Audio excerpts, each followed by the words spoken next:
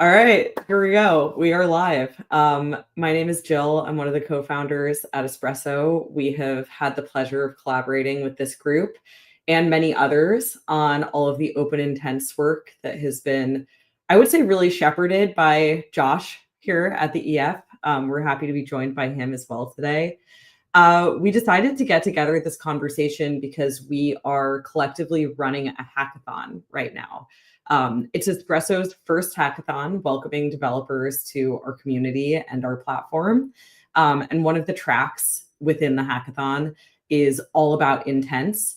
And what we've learned is that we get a lot of questions from developers on just what this is about, really how interop works across chains under the surface.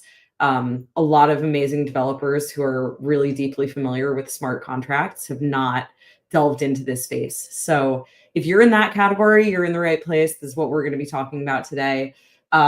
We are also going to talk about this at like a slightly higher level as well, of course, which is why we should care about this to begin with. But I'm really excited to dive in with this group. So maybe to kick off, I'll call on each of you to just give literally just, the briefest of introductions, just your name, what company you're with. And then I would love for each of you to share the last thing that you did across chain, whether that was as a user or as someone who's building kind of from the developer side. Either way works. So Spencer, can I kick it to you to get us started? Yeah, sure. I'm Spencer. I'm a product manager at Off-Chain Labs, focused on interoperability. Last thing I did cross-chain was probably withdraw from Hyperliquid. Withdraw to where? Back to Arboitrum. Cool. Back to Arboitrum, of course. Cool. Nam, do you want to take it away? Hey guys, my name is Nam, one of the co-founders of Hyperlane, and yeah, super excited to chat about intents today. What was the last cross-chain thing that you did? Last question. I think there's a lot of I don't know which chain, but in my I guess effort, we have to move a lot of funds to a new roll-up, and then we always have to find, what is the right bridge to do that? So it's probably some gas money just to be able to deploy contracts on a new chain. Oh my God, moving gas money around is, yes, it's too much of all of our lives. Cool. Kanish, do you want to take it away? Absolutely. Hey everyone, my name is Kanishk. I'm a DevRel at Across. My focus is mainly helping developers learn intents, learn interop, and obviously hack at the hackathon. The last thing that I did on chain was beg my friend for gas and then pay him back. So that was a fun discussion we had. And I was like, can you send me $2, please? But that was basically it. It is funny how gas is always a very common theme. I love it. And Josh, how about for yourself? Hey y'all, I'm Josh. I work as a PM on the research team at the EF. These days, also focus on interoperability. Really excited and yeah, grateful for all the people who have been working on interop for much longer than myself. Everyone on this call and many others who have allowed me to now hopefully help coordinate and accelerate things. But yes, I cannot take credit for all of the great work that's been happening for a long time there. Yeah, last cross-chain thing was probably an in-app swap in a wallet that is currently using maybe more of a trusted solution. Hopefully we can get to more of a trust minimized solution, but yeah. I love it. I'll share for myself. One of the last things that I tried to do across chains was I had some money on Polygon from a failed attempt to experiment with Polymarket, but I'm based in the US and I couldn't get around their firewalls. Good job. And I was trying to move some money to Base to participate in an Echo sale, which is like a crowdfunding platform.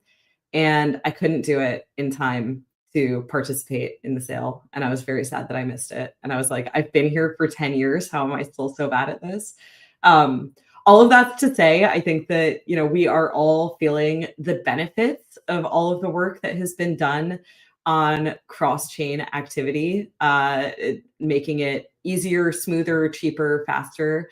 But we're also all still feeling the pain points. There's still a lot of work to be done. And yeah, if you are, if you are a developer working in this community, then we welcome your efforts and we'd love to get you involved in contributing to better cross-chain experiences. But Nam, maybe we can start with you. And can you, because Hyperlane has been building in this space cross-chain for many years. I actually don't even know when you guys got started. Maybe you can share that too. But can you share a little bit of how you've seen things evolved, both around intent specifically, but also the role like messaging standards play in that? Maybe take us back a few years of what the state of affairs was for cross-chain interop. And then we can work towards today and how we've gotten here. But before I do that, Hadrian, because you're back on stage now, we've been missing you. Can you give us your very brief intro and your last cross-chain experience, and then we'll kick it over to Nam. So hello, I'm Adrian. I work at OpenZeppelin, working on the Solidity team, developing smart contracts for everyone to use and having some experiments trying to build cross-chain smart contracts. And so yes, my last experience was trying to build adapters and basically do test transaction between, I think it was Sepolia and Arboitrum, or Base and Arboitrum, doing like L2 to L2 communication using the standard interface we're working on. How did it go? It went fine. I mean, we had a lot of local testing, but at some point we wanted to go on a real testnet and show it worked. Awesome. Cool. Well, a much more sophisticated going cross-chain experience than mine was, certainly. But yeah, love to hear it. That's awesome. Okay, Nam, do you want to take us back in time into a little bit of the history here? Yes, yeah, happy to. We actually, on Tuesday was our three-year anniversary. And so yeah, roughly 3 years ago is when we started kind of like on this journey. And I remember like at the time, everybody already felt like, oh my God, why are you starting another interop project? Like, do we not have enough of those? And, you know, I think it is funny to see how we've, I guess, come a long way in even more interop efforts all across. And I think I tweeted something along the lines like 2 weeks ago where I was like, I think we will see even more interop than we see today. And I think, yeah, definitely happy to kind of share a bit of context of why we think that is the case. But yeah, we originally started, and then we actually still are primarily a message framework. So basically the idea to allow smart contracts to send messages around. And I think that has always been around, right? Like the original roll-up bridges, like what Spencer is working on the Arboitrum stack, has very much been message bridges. But I think this idea is that like we're just like way more chains, right? Like with different kind of trust assumptions, different verification mechanisms. And so this kind of concept of like having a framework that can abstract these different things has been pretty much our focus. But one thing, as we've kind of talked about with various stakeholders, and for us, that's primarily like long tail chains, right? Like chains that, let's say, use the Orbit stack for like a Caldera to kind of like deploy a new roll-up. Like I think what a lot of hackers are doing in a hackathon, we realized that like I think messaging really only gets you so far, and like at some point people are really asking for a way to move liquidity, right? And so you can obviously use lock and mint token bridges, you can use the underlying rollup bridge, but I think in this kind of like more and more fragmented like Ethereum rollup ecosystem, it becomes like something that's very much a big user need that especially these kind of like newer, longer tail chains are asking for.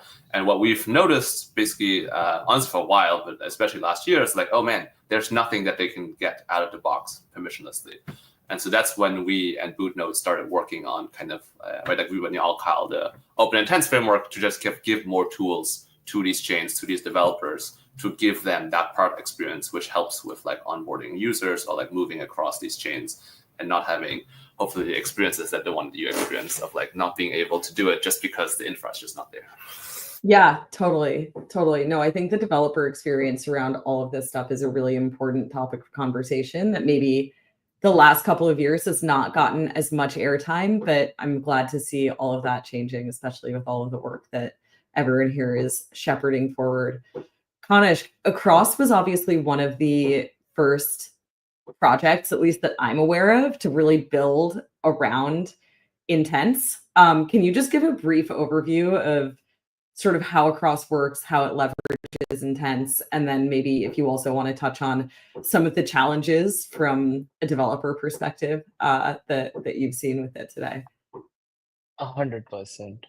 So, just as Nam explained, it started off with, for us, at a place where we realized the fragmentation with Ethereum was becoming an issue not just for developers, but for users. And overall, the ecosystem was not able to scale and accrue liquidity across when they were trying to go to other chains and trying to access other protocols and projects.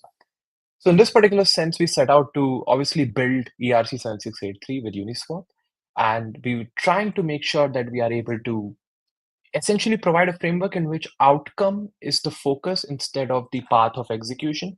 And the user does not have to think about planting the seeds of, okay, my money will go through this point and then this point through this relay. And all of that should be abstracted away in a network that is able to take care of you in the most cost effective, the fastest, and the most streamlined way.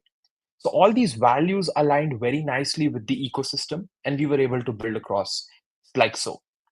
Now, touching base on how developers have been feeling, how users have been feeling, the response in general has been extremely good from what I can tell. Developers love building on Across. We've got this cute little SDK that you can try out that can give you 3 functions. That's all you need to call, and you've got a working bridge that leverages the same infrastructure as Across itself. Yesterday only, I was talking to the Espresso team, and we figured out a way through which Espresso rollups can get liquidity from whichever chain the user's liquidity is sitting on. So that was a really big win for us. And it was so nice to see that it's so easy to figure out things with intents itself. Because that particular solution where Espresso rollups are getting liquidity from other chains using Across didn't just use Across, it also used message passing with Hyperlane. So that was a huge win that we realized the whole ecosystem needs. And we'll be working more and more towards it throughout the duration of the hackathon. So yeah, that's a very small history about Across, very small detail about what happens when you want to execute things on chain, and finally what we did yesterday. Awesome. I love it. Okay, so I suspect that we may have some folks tuning in who are listening who are still like, what the hell is an intent? Like, what are we actually talking about here? I was definitely in this category going back a couple of years. I remember listening to a whole talk at Modular Summit 2 years ago about intents, and it took me a while to wrap my head around like what the jargon here is really referring to. Spencer, can you maybe break it down in plain English and layman's terms of what we're talking about when we talk about intents or intent-based bridging, however you want to come in at it? Yeah, sure. So when I think of intent-based bridging, I think of myself expressing a desire to move a token from chain A to chain B, not caring about how it gets done as long as it gets done, and expressing that intent to move this token, have someone like Across come in, front the liquidity for that token, and get me to my destination as quickly as possible. I knew you would crush that question, Spencer. And that brings us, I think, a little bit, again, higher level, but also creates a way for us to go a little bit deeper into the architecture here. So when we talk about someone like Across coming in, I think it's important to acknowledge that there's a lot going on there under the surface. So Across, of course, is kind of the front end and the shiny abstracted layer that we all get to interact with as users. I do so several times a day, but there's, again, much more going on under the surface. So people might have heard of solvers. Kanishk, maybe I'll ask you, can you talk a little bit about what's going on under the hood, what role solvers play? And then we can go deeper. I think this is a very good question. So thank you so much for asking this, because when we talk about intents in general, solvers take relayers, solvers, fillers, whatever you want to call it, take a lot of the risk of the execution and take it away from the user.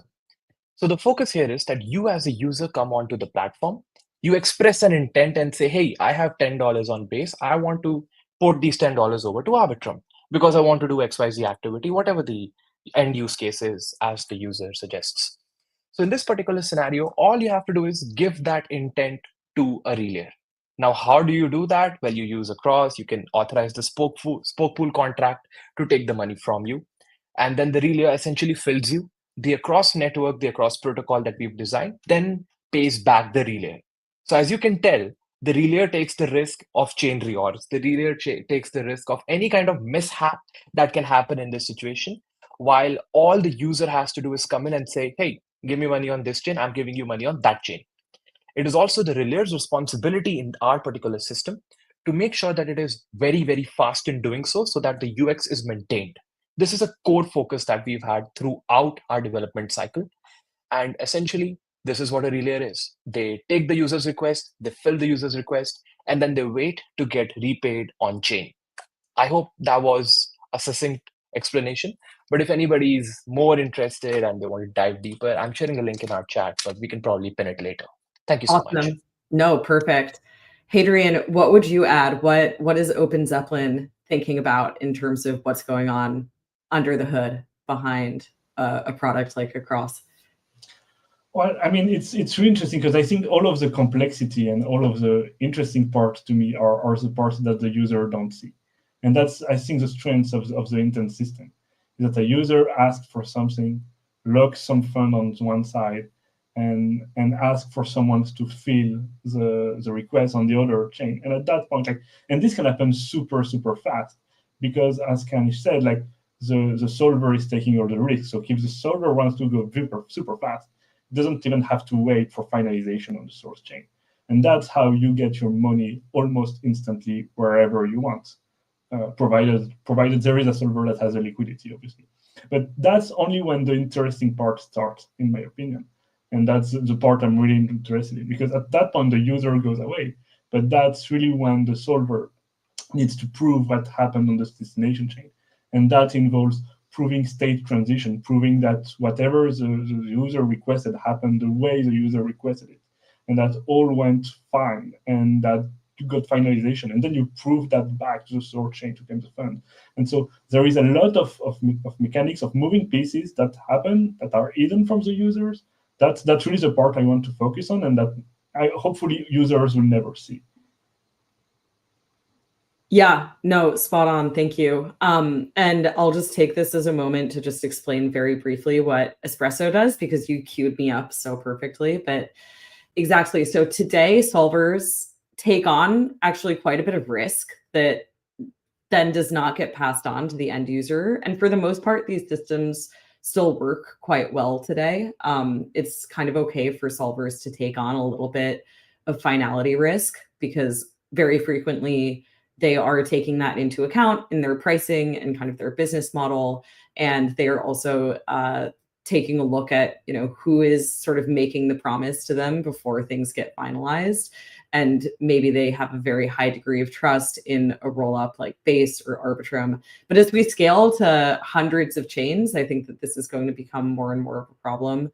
And so Espresso is a fast finality layer that is backed with economic security and as a BFT consensus protocol that offers a much stronger confirmation to solvers so that they have to take on less risk than what they do today. And so that's a little bit of how sort of all of our different projects, I think, start to fit together. I think that one misconception that I see a lot is the idea that, oh, there's all of these different interop projects. Like, what are they all doing? Why do we need all of these different projects competing with each other?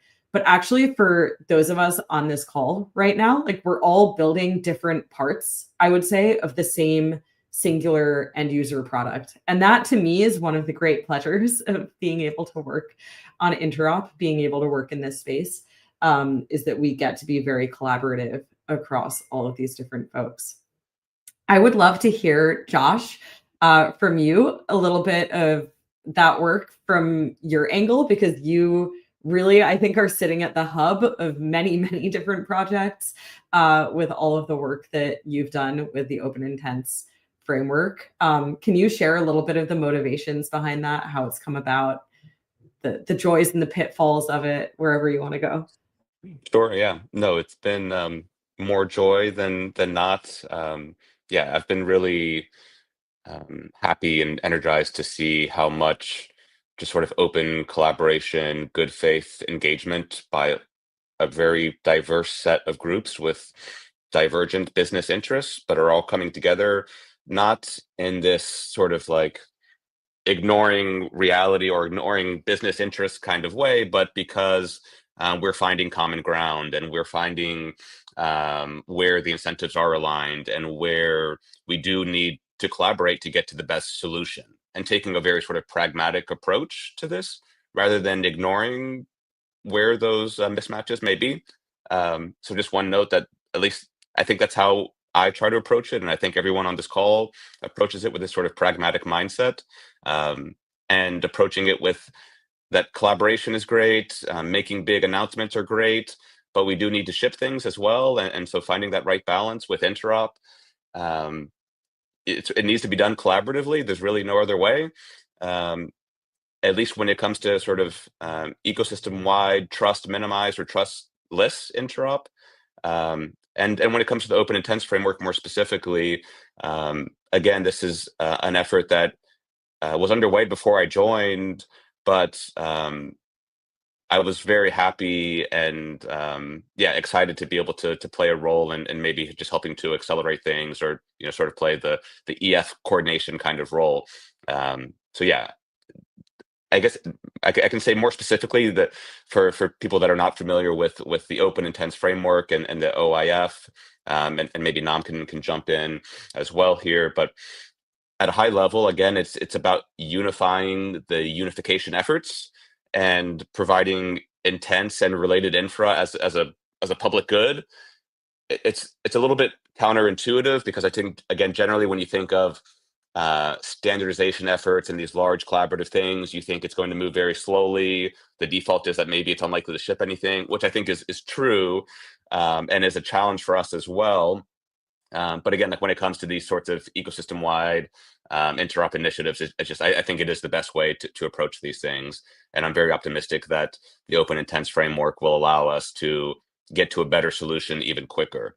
That's the goal. The goal is to allow us to move faster than we otherwise would. More specifically, to have a framework, like the name says, that allows for easy modular deployment of this fast bridging intent-based infrastructure to all Ethereum chains. So of course, the main chains that everyone knows about, but also the long tail of chains that will continue to come online over the coming months and years. It needs to be easy, seamless, quick, pain-free to get intent-based, fast bridging, other sort of modular components of this. This includes things like resource locks. This includes things just generally other components that will make solvers' lives easier. So it's more than just pure intents, but that's sort of the word that everybody knows. And again, just making it sort of like modular, easy, and fast to get this sort of fast bridging infrastructure to all Ethereum chains. Yeah, I love it, Josh, and I think it's a very optimistic view of where we're going, and I think that we need more of that in Ethereum land. I don't know if you all are able to see my screen, but I'm attempting to share this XKCD cartoon that asks how do standards proliferate? And you start out with a situation, there's 14 competing standards, and then someone comes along and says, this is ridiculous. There's 14 standards. We need to develop one universal standard that covers everyone's needs. And then pretty soon the situation arises that, oh, great, now there are 15 competing standards. Many of you have probably seen this. I'm curious, Josh, maybe I'll call on you to start, but please, everyone, jump in. Just if you can talk through any of the pain points that we have experienced along the way of debates that have happened, and then how we've resolved that to align on what's come out of the open intents framework. Because I think that as others at Espresso have been deeply involved in this, I've been kind of a mere bystander, but I've been very impressed by, like you said, Josh, how actual progress and shipping is coming out of the work that is voiding the XKCD cartoon fate. Yeah. I would say that fate is it's not guaranteed that we can avoid that fate, but I'm hopeful that if we keep going on the trajectory that we have been, and keep being mindful that is a fate that we want to avoid, that we'll have a decent chance here at least, and it's a worthy effort in any case. And yeah, I should give a shout out to the Espresso team in particular. Ellie from your team and many others have been huge, and sort of bringing the right energy, knowledge, expertise, collaborative spirit, all of these things, to allow us to keep moving things forward. everyone on this call, many others who are not on this call from other teams. There's I guess the TLDR is that it's for sure a challenge when you're doing these sort of standardization efforts. Not that I've been involved in many prior to my time at the EF, but based on what we've seen so far, I don't think anyone would be surprised that there are disagreements along the way. There are certain designs that that certain teams will push because it makes sense for both their business objectives, but also because oftentimes there is no clear right answer here. Like we're all trying to solve things that in many ways I don't think have been solved before. There's not a playbook that we can go to. We don't want to reinvent the wheel, and when we can look to existing things and existing processes, I'm very much for that. But I think in a lot of ways, what we're trying to do here is solve new problems, and we have to solve them in new ways. So yeah, there's no real easy solution. Again, I think it's about just it goes back to communication, which is hard for humans. But the more that we can continue to bring that sort of pragmatic mindset to the conversation, then that's how I at least try to approach it. And I don't have a better solution, I guess, at this point besides that. Spencer, maybe you can hop in as someone who's building specifically in and around the Arboitrum ecosystem, I think primarily. You guys have obviously developed around the intents framework as kind of your primary investment, I think, to date in terms of interop. And that is obviously a very intentional decision as opposed to kind of just trying to build something perhaps a bit more insular within your ecosystem. It's a little bit more siloed. Can you talk a little bit about those considerations and the philosophy behind this for the Arboitrum community?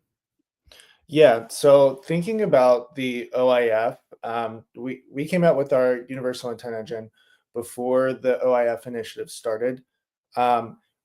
How these two things overlap is that we might use components in the OIF. We might contribute components to the OIF, but all these standards floating around are just standards until someone uses them.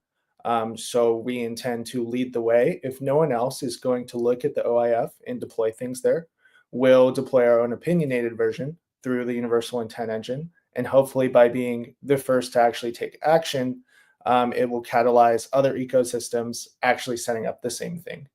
We looked at interop, and there is an obvious decision there of do we optimize for insular interop like some other L2 stacks, or do we try to fix Ethereum first? We prioritized fixing Ethereum first because if we can collaborate as Ethereum and get interop everywhere, that's a major win for ETH, the product, which is, the whole reason we're here is for ETH, the product. So let's make that work. Yeah, I love it. I think it's great.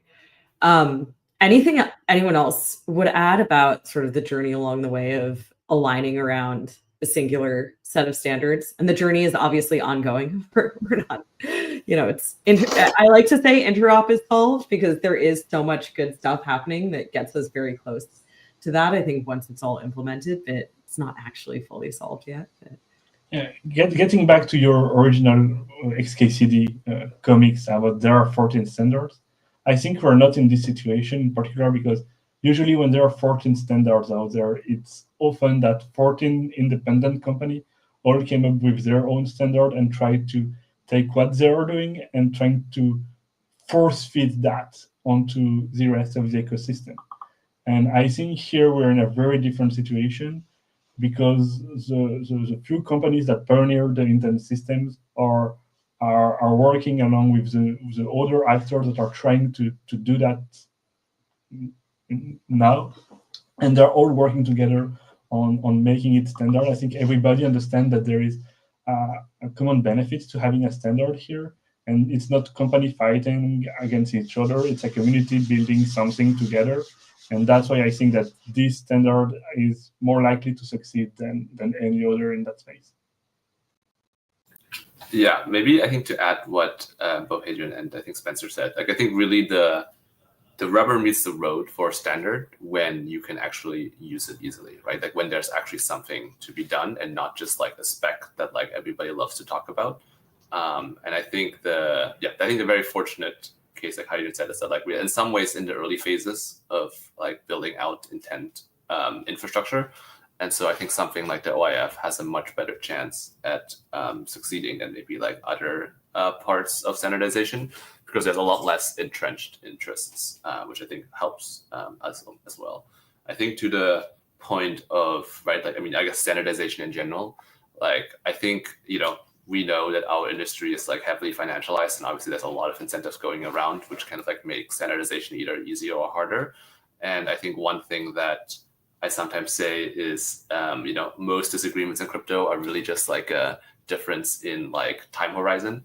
And I think if your time horizon is sufficiently large, then I think you recognize that like collaboration on infrastructure, like something like the Open Intents framework, or even like for other parts of the interop stack, are just like super necessary. And I think you can actually very easily tell, right? Like obviously everybody has their own incentive, but you can also very easily tell who kind of like builds with a particular long range horizon in mind, when just assessing like, hey, how independently can this be used from the like, right, like party that is pushing for a particular standard. Like I think it's one thing to say like, yeah, like, hey, my API, my standard is like just like, right, like independent, like you could use it, versus like, right, like if that company vanishes, like what would happen? I think that's a pretty good litmus test for the most part.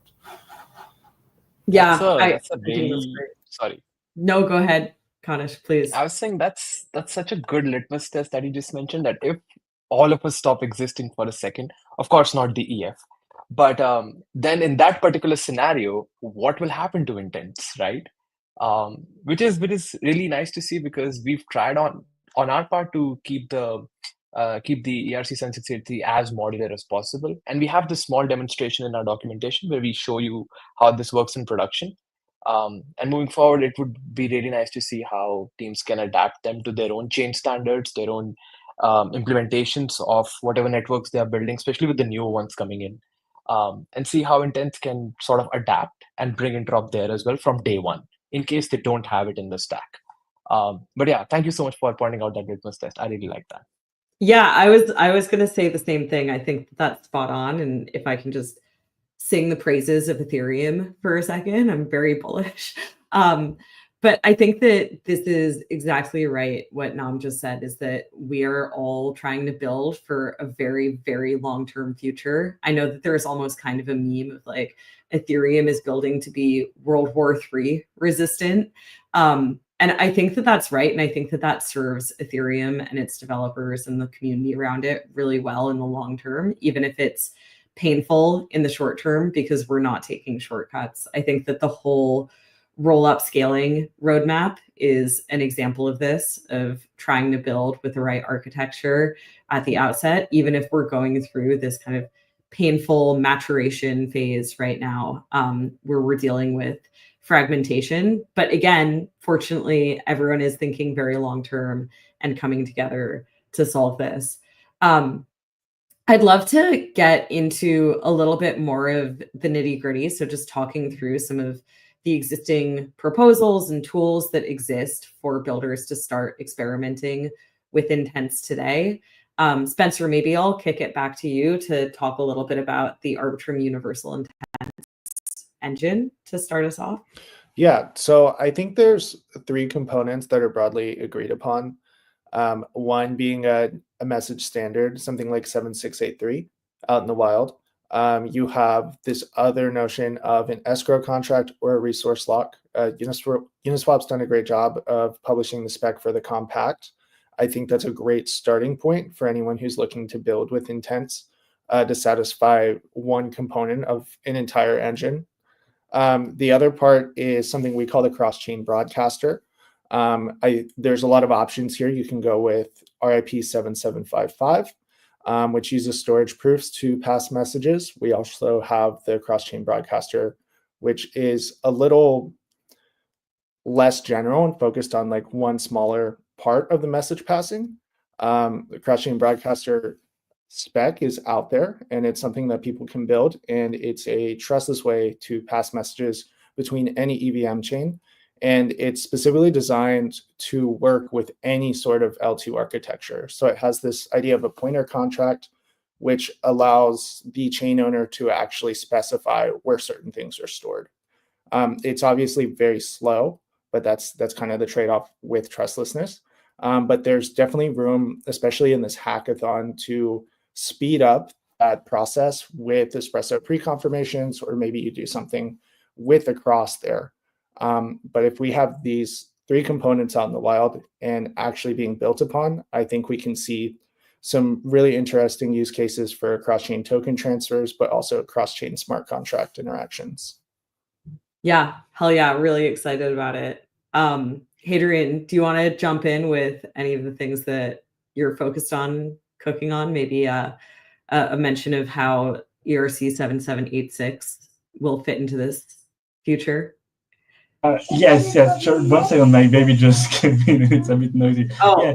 as a new mom, I can fully relate to this. There's always some background.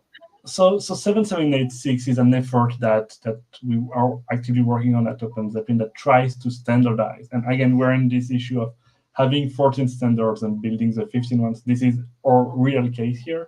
We are trying to standardize what is much lower level, what the users don't see, which is that this communication between cross-chain. And obviously there are many ways to doing that. Storage proofs are one way. And like there are many providers out there, Hyperlane, Axelar, Layer 0, Wormhole. I could name any number of them. Plus, there are also all the L1 to L2s, native bridges that they to provide. All of them allow passing messages between chain, and all of them have different interfaces, and they're all in production right now. So it's really a case of we have 14 different standards out there that developers can build on top of. And each one has their advantages and their drawbacks and their limitation. But in the end, we are in a fragmented space. And if you wanted to build like a universal intent system across all blockchains, well, at some point you'll need a universal resolution mechanism for the solvers. And that's where our work is placed. Is basically we're trying to allow developing any cross-chain application that can message between any blockchain by having like this universal standard for cross-chain communication. And like if we succeed, like it will actually be a case of removing 14 standards to just have one. I'm way less optimistic on 7786 than on intents themselves, but hopefully we'll get there. Yeah, awesome. Nam, what about from your side? What tools are you either working on, already have out in the wild for builders, or are feeling particularly optimistic about?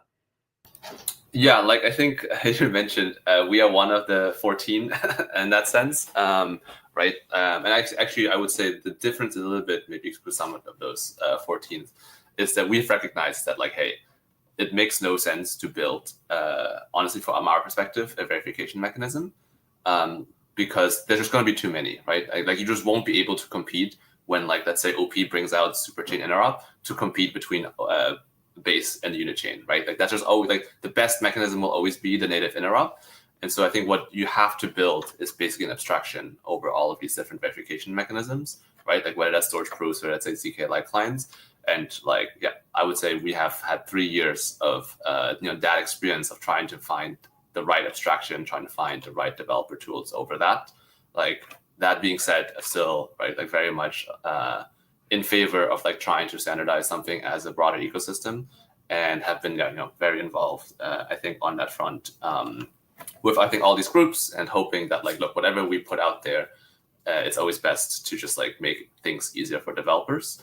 And yeah, like definitely happy to kind of like share with folks who are trying to standardize kind of like our lessons learned, because we ultimately all benefit from just like having better and more interop out there. Yeah, totally. I love that as kind of the abstraction layers helping to prevent this fate that we've now got up on the screen. Because I think that you're right. This is something that I sort of struggle with reasoning through sometimes myself, is that, okay, yes, in each given cluster where you can have even more overlapping standards and so forth, I think that level of interop will, at least in the short term, outcompete what we can get on an Ethereum-wide basis. But then exactly building for abstraction on top of that, I think, is definitely one of the ways to go to try to solve for this. But I think that there's this kind of interesting tension between modularity, where everyone wants to have their own very customized stack. And I think that there's a lot of good reasons for that, and good reasons to have things be very modular and have each stack be very customizable and expressive. And then again, ending up in the XKCD situation of having all of these different competing standards. These are some slides from a talk I gave at ETH Denver. Josh, this was one of the slides that I had of you bringing together the Avengers crew. There's many other logos, of course, that should be up here, but maybe I'll just call on you to share a little bit of what you're feeling optimistic about in terms of the tools that you're seeing out there for builders to use today, maybe from any of the projects that are up here, or just from the OIF initiative in general. Yeah, I think the thing that makes me most bullish is seeing all of the tools that are coming online, and seeing different and new functionality that it unlocks, and seeing it actually being able to get into the hands of users, which I think we often, at least I've been guilty, losing track of. Is there a path to getting this into the hands of users, into the hands of developers? And so I think the thing that makes me most optimistic is seeing the tooling that has been being built for a while now, but is actually getting into the hands of developers and users. I'm optimistic that the OIF will be a part of that as well, of course. But it's not it's not the silver bullet. It's not end game interop. I think even the most bullish OIF person would acknowledge that it's going to be a very valuable thing, but it's not the silver bullet or end game interop. So to me, we need it all, and and we need to maintain that focus on actually getting this into the hands of developers and users. Yeah, and that's a big part of, I'll just chill it for just a second. That's a big part of the motivation behind what we're running right now with this hackathon, the Build and Brew Hackathon, that has input from all of you guys on this call and many others as well, is trying to make this a reality in the hands of developers and builders. And so again, I hope that for those builders who are tuned in here, you're getting a little bit of the history, a little bit of what maybe is still yet to come, and just a lot more context about how all of this works under the hood. So jumping into that, I want to talk for a second just about limitations and challenges that still exist. I think that there's still a lot to be built in terms of solver infrastructure, in terms of the message passing layers that support all of these intent-based bridges, and so forth. I'll just share for a second, because some people tuning in might be wondering what Espresso even is. I'll just share for a second the way that I think about this and where Espresso is coming from. We are very focused on making a better experience, specifically for solvers. I sometimes talk about us as actually being more like solver infrastructure than something for end users, to be able to have much stronger confirmations to rely upon. So maybe I'll try and share my screen again here for a second. But if I think about cross-chain composability across Ethereum today, it's like we have this amazing architecture of scaffolding that allows me to do things like bridge from two different chains in 1 second on something like a cross, but it's all hinging upon something that is still very centralized, which is generally a pre-confirmation coming from a single sequencer.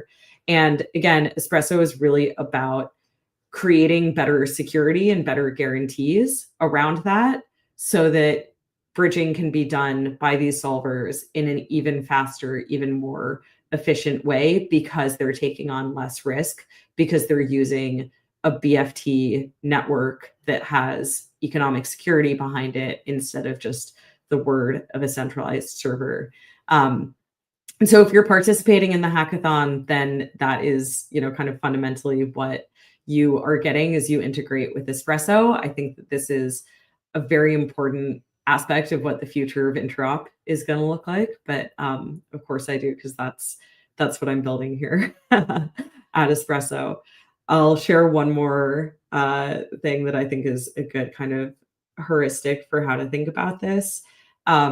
So, here we have someone having completed 1 second bridging with a cross. Again, this is something that I do almost every day as I'm doing things on chain. It's an incredible experience for a very low fee. But what's going on under the hood is you have solvers sort of taking on all of these risks of long L1 finality times and centralized sequencers, potentially rug pulling or getting hacked. And so that's a lot of what we think about at Espresso, is how to create better security around the sequencing experience, often called a fast finality layer. But Kanishk, what do you think about as you think about solver infrastructure and the current challenges that still exist? What still needs to be improved? I love the fact that we are discussing solvers today, because while prepping for this particular call, I took some time and I went back to read all the collaterals that the world had given us. And you're right, solver infrastructure is the backbone that is providing the speed and performance even to across today. In this particular scenario, I think the biggest focus is keeping the solver network sufficiently decentralized so that no solver is able to take power of the majority of the transactions and essentially slide away all the other solvers that are in the network. There should always be enough competition so that the user can get the best experience. And at the same time, there should always be enough competition so that solvers have something to do all day and they keep making their incentives. Essentially, why does a person run a solver? Why do they go through that whole drill? Essentially to earn, right? That is the end goal they have in their mind. And in this particular sense, we've seen several implementations of the solver itself. Just yesterday, I was discussing with the team where they were building an imitation of our TypeScript solver in Rust. Absolutely love that, support more of that, need more of that. But at the same time, these kind of motivations is what is leading the current community to provide better UX to the users. So to summarize all the yapping that I've done so far is to just say that keeping the network decentralized is the biggest focus. Making sure the solvers have enough liquidity, enough guardrails, so that when they are taking the risk of L1 finality or when they are taking the risk of a reorg, how do they make sure that they are safe to the highest amount of degree possible is a very, very important discussion that needs to happen more of. And yeah, that's majorly my focus right now with several of our teams as well, as we are pushing for more relayers to come into the picture. And if any dev wants to do that during the hackathon, hit us up. It would be so cool to see you fight and build your own relayers in your own languages and get the community and the ecosystem moving forward. But yeah, essentially that is what I would feel. Absolutely. I love it. Nam, go for it. I was gonna say, I think on solvers, like I don't know, like Levi had like last year, always like a good post that basically said, right, like all the way down, it's just solvers all the way down. And I think one thing that I feel like actually, like as let's say across the solver marketplace has become very competitive, which I think is great for across. It's great for across's users, right? Like I think we've kind of, I think sometimes forgot about that, and like as part of our exploration and of our work of the open intents framework, right? Like the whole goal was to give this to long tail chains, right? Like I think it's great for like OP and Arboitrum to have across work really well. There's a lot of volume. There's like like super tight spreads, which is great. But like like if you launch like Jill chain today, like you now have to like basically like do all of this infrastructure yourself. And I think like it's just honestly it's just like overwhelming. Even for us, as we've been working on the open intents framework for a couple of months now, like we have just like still have trouble of like, hey, what is the actual experience for a new chain to get that product experience? And I think, it's one thing to talk about the infrastructure and the code, and that's what we've mainly done so far in the open intents framework. But really, I think getting like this kind of chicken and egg problem of like, hey, right, like on a long tail chain, there's basically no flow. So as a solver, like you're not going to invest infrastructure to do so. And in reverse, like, right, like because there's no solver, no user will actually like want to use this product. And so I think, like how do you get out of that chicken and egg problem is actually a very, very important question that I think I certainly find it very important that the open intents framework really has to address. And like the only thing I can think think of, to be honest. I think it's just making it stupid easy to run a solver, right? Like basically to allow like a new chain that launches to ideally run their own solver. Because in reality, like there might not be that much flow, and there's maybe the rebalancing need that you need today, right? Like on Optimism Arbitrum, because you move like millions, right? Like every hour, it's going to be different than like if, again, like you're launching a new rollup. And so I think solvers are going to be super important. And like I certainly hope that we can continue to basically make it easier to have more solvers, because it's not clear to me that a lot of the actors that we see today solving, let's say, on the big chains in a cross or even in a single chain context on things like CowSwap will have the inherent incentive to basically run their infrastructure on a very long tail rollup. Yeah. I'm taking notes here, Nam, for when I launch Jill Chain with confirmations by Espresso. I've got to be able to run my own solver for it. Absolutely, unless I can hit up the good people at Across Kanish to take it on for me. But no, I think that that's a really clear problem space and a really clear vision that you just laid out for what the future needs to look like as we scale to hundreds, thousands of chains. Eventually, I think everyone's got to be able to spin up their own solver. And for that to happen, we need all of the infrastructure to be there to make it safe, fast for people to solve across chains without taking on inordinate risk and having to be too sophisticated. And then also, of course, just the developer tools.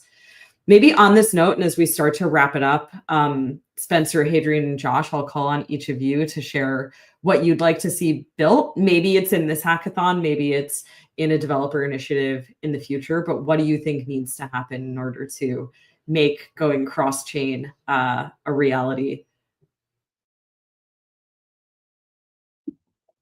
Yeah, so I think what I would like to see is some sped up version of the cross-chain broadcaster, with cross-chain broadcaster being, like the source of truth, but sped up a ton with Espresso pre-confirmations. Seeing an implementation of that would be awesome. Also, like Across said, something about a solver built with Rust. We have Stylus on Arboitrum. So if you want to build a Rust implementation of a solver and get that set up on Arboitrum 1, that would also be super cool. Great ideas. Love it. Hadrian, what's on your mind? What's on my mind is I'd love to see a resolution system for the solver to claim back their funds on the resident chain that uses a variety of protocols, maybe multiple protocols to have double confirmation, or that uses 7786 and or aggregators. That would be fun. Yeah, awesome. And I think we can put along the bottom here where people can learn more about 7786. I think that this is a really important thing for folks to be aware of as they're building what the future might look like here for the interfaces for cross-chain messaging. Josh, how about for yourself? What do you want to see happen? Yeah, I don't know that I have anything, any great ideas other than what's already been said. I would like to eventually see more exciting, fun applications that are sort of uniquely enabled by this infrastructure. And so the more that we can actually get exciting things that people want to use, exciting applications into people's hands. Yeah. I totally agree with that. I think that sometimes I hear people say like, oh, like this is all overrated. I mean, specifically, a lot of people will talk about how synchronous composability, so truly making all of these different chains work together like one chain, like, oh, that's overrated. Or, even all of the focus on interop, all of the money that's been poured into interop projects, et cetera. Oh, it's overrated. But I think that that's a really short-term view. I think that you never know what innovation is going to come about from new capabilities being enabled. And I do think that this is fundamentally a new set of capabilities to both have the scale and customization that rollups give us on Ethereum and also get them seamlessly working together. I do think that fundamentally new things are going to be built and come about. And I think that it's just a lack of imaginations to say that this is overrated and not as important. So yeah, I'm really excited to see, of course, what comes out of the hackathon here. I think that this will probably be the first of many hackathons, not just run by Espresso, but run by this whole community around intents that has a focus on getting more things built cross-chain, whether it's solver infrastructure, whether it's new cross-chain applications, whether it's new things around message passing, as Hadrian Nam touched upon. I think it's all going to be really important. We'll start to wrap it up here. I will let everyone go, but I've definitely learned a lot from all of you guys over the course of this conversation, and maybe we'll just end with a very quick round robin. If everyone can share what they think the biggest outstanding challenge is, and that can be kind of a call to action. So I'll begin. I think from my perspective, one of the biggest outstanding challenges is just making all of the risks that currently exist, whether it's within a given rollup specifically, or as you move cross-chain, making all of those legible and educating users about what risks maybe they're taking on or other parts of the infrastructure are taking on. I think we're fortunate to have been in an environment for the last few years where our systems have been quite hardened, and we haven't had a lot of major hacks or vulnerabilities. But it's just something that I'm always thinking about is what's being hidden in the infrastructure, and how can we continue to make sure that things are actually decentralized as they say they are, and as secure as possible. I think L2Beat is a great example of a resource around this, and I'd love to see maybe a version of that specifically for cross-chain. But Hadrian, maybe I'll kick it to you. What would be your call to action, or what's something that's top of mind for you? Well, there are two things that are a bit contradictory. The first one is really focusing on the wallet and the user experience. I want people to sign intent in a way that they understand what's going to happen, and that's going to be challenging, particularly for user of hardware wallets and so on. So call to action could be ledgers should jump on that and make sure that, and I'm saying ledger, but it's Trezor as well, like making sure that signing an intent is something that is super user friendly. So that's one side. And my second one that is a bit contradictory is I'd like user to not see the intents at all. I'd like this to happen under the hood and solve their problem without them even noticing it exists. I love that. I think that those are two sides of the same coin, and both very important. Josh, what about you? Yeah, so maybe it's not quite a challenge, but one thing, I would like to see is just to, I guess what I'll say is just to make Ethereum fun and experimental again. So I think the more that we can do that, I'm bullish. That is awesome. Spencer, I feel like Arboitrum, the ecosystem is pretty fun. So already on our way to solving what Josh's call to action was, but what's on your mind?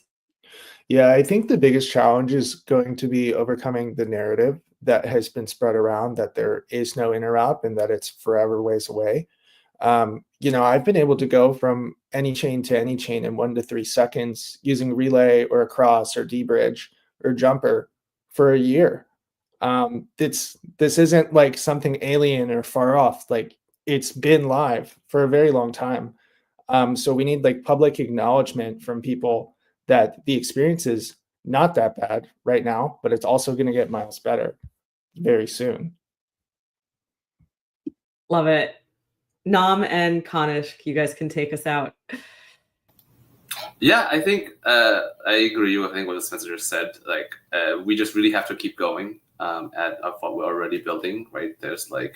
I think there's no precedent, as far as I can tell, for just like how much we're coming together to do this. Like, I've only been around since 2018, 2019 or something, but that's pretty OG.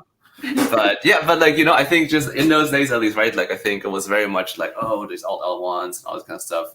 But we are I think this kind of big of a group, right? Like, with these many diverse incentives, and we can come together. Like, there's just it's pretty hard to argue that there's no interop here. But yeah, I think from a maybe more engineer-brained perspective, I certainly would like people to kind of remember that one of the things that I think makes our industry, I think, really like the main thing that makes our industry interesting is the like permissionless angle and the fact that like, right, like you don't need to ask somebody for permission to deploy an application or to use an application, and to kind of like, yeah, always be mindful of kind of like, hey, what parts of the infrastructure that we're building here kind of like do not embody that value, because that kind of like puts us on a possibly dangerous path to just replicate and just like change the gatekeepers. Yeah, we're not trying to replicate TradFi or Web2. Kanish, what about you? What would you say? Oh, wow. There is so much to say, but all I'll say is that I'll build off of Nam's answer and say that this is a permissionless ecosystem that we're all in. So for users, use the chain. Go ahead, do activities, try out whatever protocols or platforms you want to use, staking, DEXs, DeFi, whatever you want to use. And for developers, participate in the hackathon. We've got a really cool SDK, we've got really cool partners, we've got things happening. And if a dev does not move now, this is the early stage advantage era of intents. Move now, build cool shit, and move forward from there. So I hope that by the end of this particular hackathon, which is ending, I think, on 31st of March, Yeah. We will see some really, really cool projects that will not just win prizes, but also encourage discussion in the field of interop towards what can be done more to build better UX. One thing that we personally saw was embedded cross-chain actions, which is when you can pass a message along with the bridge transaction. And when you bridge, you stake, or you bridge, you deposit automatically. Great UX improvement. And we would want to see more of those happening towards the end of the next week. So yeah, all the best, hackers, and keep using the chain, users. That's all I'll say. Awesome. Well, thank you guys so much for your time this morning or this afternoon, depending on where you are. I think, to me, again, this is the whole fun of building an interop, is that you get to build with so many great people across the space. I was telling someone this morning, like, oh, I'm getting on a call with a bunch of colleagues. And they were like, all these people are your colleagues? I'm like, kind of, we all do kind of get to work together in the trenches, even if we're representing different teams and building different parts of the product stack. We really are building one product. So if you want to learn more about the hackathon, you can see the URL along the bottom here, tinyurl.com/build-and-brew. Thank you again to all of you who are our great partners in bringing intents to the developer community. And thank you to all of the developers who are actually out there building. We'll have office hours every Friday. I think that they're actually ongoing right now. If you're a developer and you want to hop over to those, you can check our Twitter. And we'll have them next Friday as well as a community call for Espresso to talk more about all of this and more next Thursday. But thank you all so much for joining this morning. And yeah, let's get back to work. Let's make Ethereum fun again. Thanks. So, Yeah. Thanks, all. Thanks, everyone. We'll wrap it there.